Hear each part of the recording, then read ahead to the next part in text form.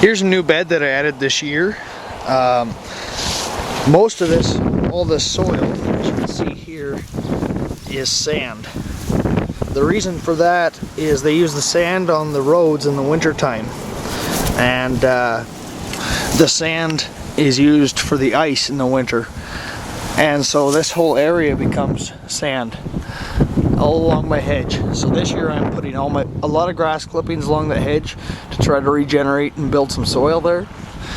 Here I built a bed to try to regenerate some soil, and I planted mixed crop in here from spinach, carrots, some flowers so the bees are attracted. There's a little stub here, and this is what's left of my tree.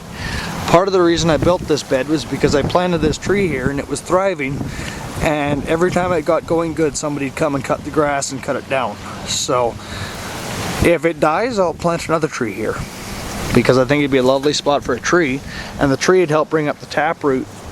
With its taproots, would bring up water for this area, as well as provide compost to go over and help deal with the sand. So the more I can help deal with this sand issue, the better, because it also produces salt in the soil, which slowly kills off the grass. As you can see up here, I have a dandelion overdose this year, although I've heard of people making a lot of money on dandelions, and the flowers actually do taste quite lovely.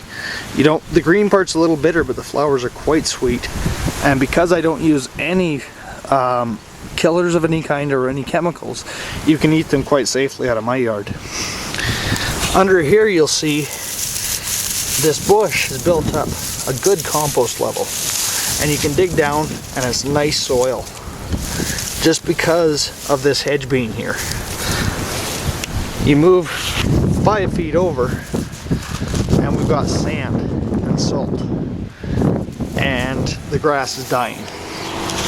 So I'm wanting to build up more compost and better soil here along this area. So eventually this whole area will be very good soil. The soil is what you want to build. The garden will take care of itself.